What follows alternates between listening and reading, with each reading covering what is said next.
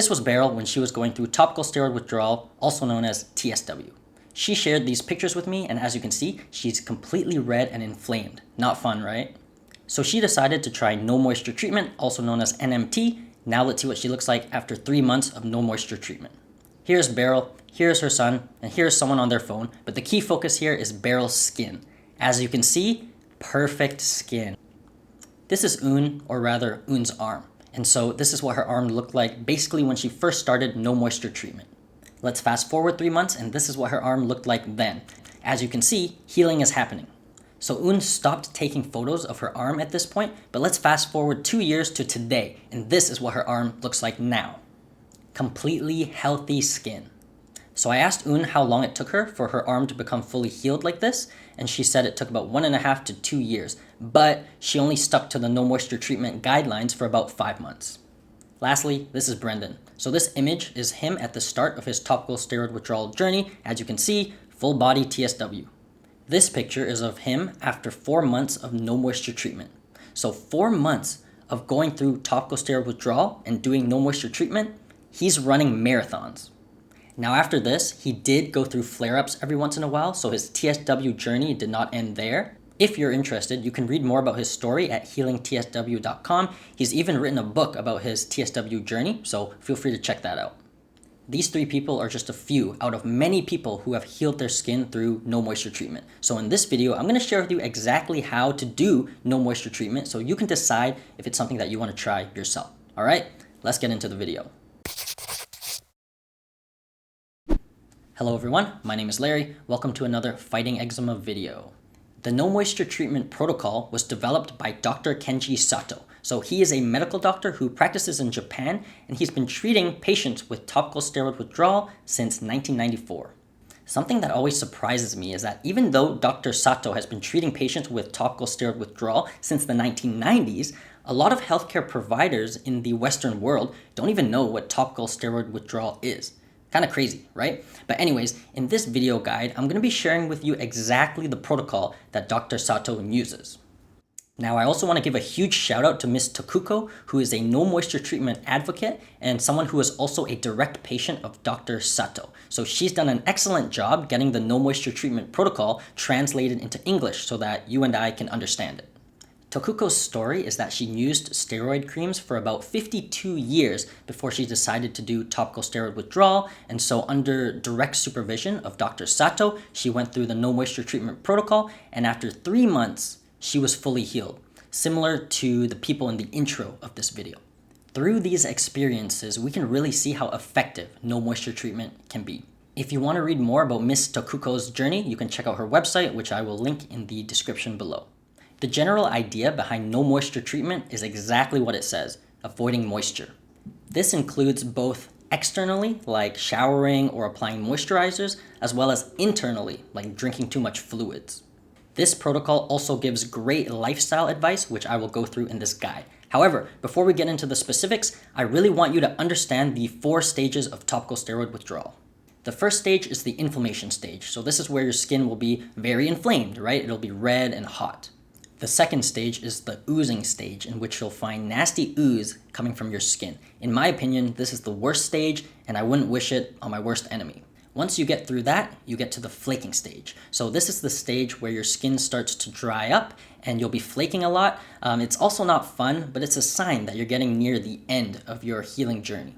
The last stage is the remodeling stage, in which the flakes start to go away and your skin starts to tighten up, and ultimately your skin is going to start looking healthy and normal again in this stage. So going back to no moisture treatment, the idea behind this protocol is we're getting your skin past the inflammation stage and the oozing stage as fast as possible so we can get you to the flaking stage and the remodeling stages where healthy new skin is going to be coming up. I do want to mention that this guide is for adults. The protocol for babies and children is going to be very similar, but there are some slight modifications. So if you want to do no moisture treatment on your baby or your child, I recommend watching this video first, but then looking for a guide specific for children and babies, and then following that guide. One of the major guidelines in this protocol is to avoid showering and bathing as much as possible. Remember, our goal is to dry up our skin so that it can naturally scab off and flake off and allow the new healthy skin underneath to come up. When you are going through TSW, your skin is so sensitive that something as simple as water contacting your skin can irritate it. Also, the temperature difference between the water in your skin is another factor that can irritate your skin. Another idea is that frequent washing of the skin can get rid of a lot of the good bacteria on our skin. And those of us with skin conditions, such as TSW, we want the bacteria on our skin to grow and flourish because they play a big role when it comes to regulating our immune system. Now, no moisture treatment does not necessarily mean no water on your skin at all. You can consider using a cloth and some water to wipe off areas that need cleaning, for example, your armpits or your groin area. Depending on the stage of your TSW or your exercise levels, you may be allowed to have very brief showers, for example, like 30-second to a minute long showers. Of course, if you do have to shower, something you want to keep in mind is that when you're drying yourself off, you want to pat yourself dry rather than rubbing, as that can irritate the skin.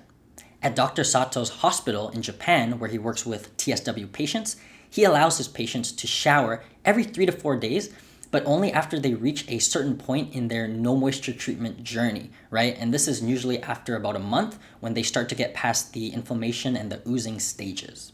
One last thing about showering and bathing, the protocol does recommend avoiding soaps and shampoos if possible, but if for some reason you really need to use a soap, they recommend using a bar soap over a liquid soap because the liquid soap usually contains a bunch of added chemicals that make the soap like actually soapy, and that can really irritate the skin. They even suggest that instead of using shampoo, you can just use the bar soap on your head, but in my opinion, if you can avoid using any products at all during this process, that's the best way to go. Another major part of this protocol is basically don't use any topicals. Obviously, steroid creams are not allowed, but other topical medications such as immunosuppressants, for example Protopic, is also not allowed. Other things that are not allowed include moisturizers, lotions, potions, serums, sunscreen, makeup, no lip balm, basically nothing. One of the most important guidelines in this protocol is to limit your fluid intake. You probably know that feeling of oozing that we've been talking about, right? That ooze has to come from somewhere, and so the water in our system contributes to the amount of ooze that we're getting. Remember, we want to dry out our skin as fast as possible, and so strict water restriction is important. However, we don't want to dehydrate ourselves. The protocol suggests that if you're between 50 to 60 kilograms, you want to get 1 to 1.5 liters of fluid per day. If you are between 80 to 90 kilograms, you want to aim for 1.3 to 1.8 liters of fluid per day. Now, the 60 to 80 kilogram weight recommendation seems to have gotten lost. Maybe it was lost in translation. Maybe they just don't care about people who are within this weight range. Wait a second, I'm in this weight range. So does that mean they don't care about me? Anyways, by extrapolating from the other two categories, I would say aim for about 1.5 liters maximum of fluid per day. Now, a 20% increase in fluid intake is allowed if you sweat a lot through exercise or maybe through your work. Another thing you should know is that if you get sick, for example, you catch a cold or you have a high fever, you want to stop this water restriction, okay? We don't want you to die. Another important concept is that the fluid from the foods that you consume also count towards your fluid intake. The no moisture treatment protocol advises people to count the water content of the foods that they consume. Let's say you just ate 100 grams of rice and you want to find out how much water was in this rice that would have contributed to your daily fluid intake. The first thing you need to figure out is how much percentage of rice is water. So what you need to do is you need to go on Google and you need to search up the percentage of water in rice. And what you'll find is that rice is 65% water. So what you do is you take 100 grams, multiply that by 0.65, which is 65%, and that'll give you 65 grams. Grams is converted to milliliters in a 1-to-1 ratio. So 65 grams counts as 65 milliliters. And so with 100 grams of rice, you've consumed 65 milliliters of water. I know this is kind of tedious to do with everything that you eat in a day, but this is essential for you to know if you're going above your daily limit or not when it comes to fluid intake. One more point that the no moisture treatment protocol makes is that when you're having dinner, you don't want your total fluid intake from foods and liquids to exceed 200 milliliters. Now, something you can do is you can look at the color of your pee to determine if you're consuming the correct amount of fluids or not. If your pee is transparent, you're drinking too much water. If your pee is a light yellow, you're still drinking too much water. If your pee is a darker yellow or maybe a bit orange, that is considered the perfect amount to no moisture treatment standards. Now, if your pee is very dark brown or like a reddish brown, you're drinking too little water. Now, if all of this sounds super confusing and very difficult, I totally understand, and what I would recommend is that you work with a healthcare professional who is knowledgeable in both TSW and no moisture treatment. If you want to work with me personally, you can check out our Fighting Eczema programs at fightingeczema.com. I'd be happy to help walk you through no moisture treatment so we can beat the crap out of this stupid skin condition together. All right, now let's talk about the diet recommendations that are made in the no moisture treatment protocol. No moisture treatment doesn't provide super specific details when it comes to diet, but what they do recommend is that you have a well-balanced diet and include adequate amounts of protein every single day. I love that they recommend eating enough protein because remember, a majority of our skin is made up of collagen and keratin, which are proteins. You need to be eating enough protein so that your body has the resources to rebuild collagen and keratin, ultimately resulting in rebuilding of the skin. I've worked with a lot of patients who think they're getting enough protein, but when they actually go and track it, they're eating way below what they need to be eating every single day. If you're not eating enough protein, it's kind of like no wonder your skin is not healing. New skin doesn't just come out of nowhere, okay? Your body needs those resources to rebuild the skin. The protocol also recommends to avoid foods high in salt, for example, soy sauce, because eating more salty foods is just going to make you more thirsty. One very specific recommendation that the no moisture treatment protocol makes is to avoid licorice because licorice contains something called glycyrrhizin, which has steroid-like effects when you consume it. So you want to avoid licorice candy and licorice tea. The last diet recommendation that this protocol makes is you want to have dinner 3 hours before you go to bed because that will allow enough time for your body to digest the food and won't interfere with your sleep.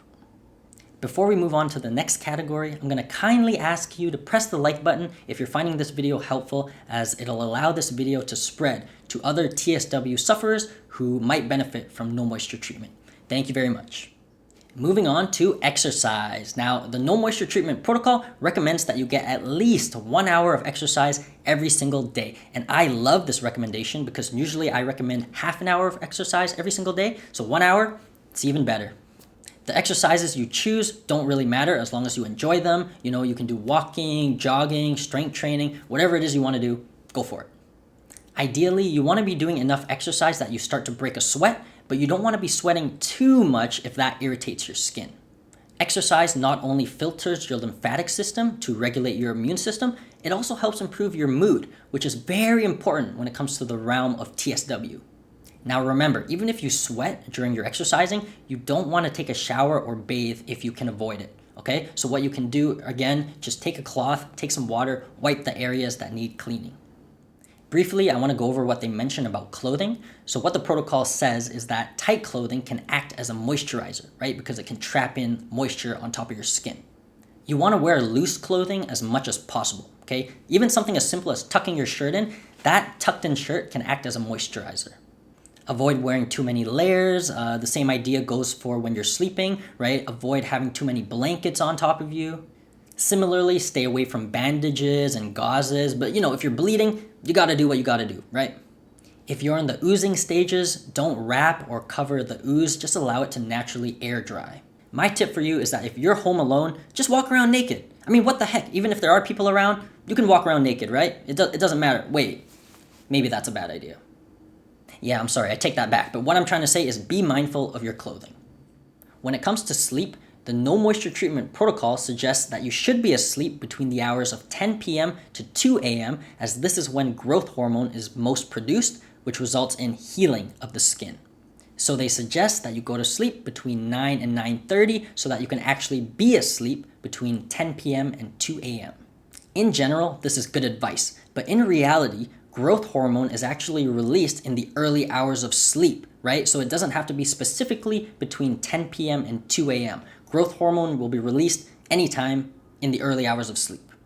However, maintaining a consistent sleep schedule is still very important for your body to regulate your hormones, including growth hormone. So if you want to follow this protocol down to a T, get into your bed at 9 to 9:30. However, I'm just saying that this is one part of the protocol that I might modify with my own TSW patients because everyone has different work schedules, stuff like that. Just a quick touch on sunlight. Since we cannot wear sunscreen on this protocol, you want to avoid direct sunlight as much as possible. You may want to consider wearing a hat or using an umbrella when you go outside. Now, it's completely fine to go outside, and I actually recommend getting outside. Just stay in the shade as much as you can. One point that this protocol makes that I absolutely love is that they mention it's okay to scratch. One of our principles here at Fighting Eczema is that you don't have to be perfect. And so if you have to scratch, you have to scratch, right? Try not to, but if you have to do it, it's fine. Remember, we're focusing on long-term healing, so a little bit of a scratch here and there is not going to affect your skin in the long term. I know that this is a lot of information, but if you really want to heal your skin, you have to put in the work. Again, if you want me to personally help you walk through no moisture treatment, feel free to check out our Fighting Eczema programs at fightingeczema.com. Feel free to send me a message. Let's work through this together. I also have this NMT video summarized on a blog post on fightingeczema.com, so if you need a written reference to anything we discussed here today, feel free to check that out. If you want to learn more about healing your skin, you can click on one of the videos that just popped up on your screen. Thanks for watching this video, and I'll see you in the next one. Bye for now.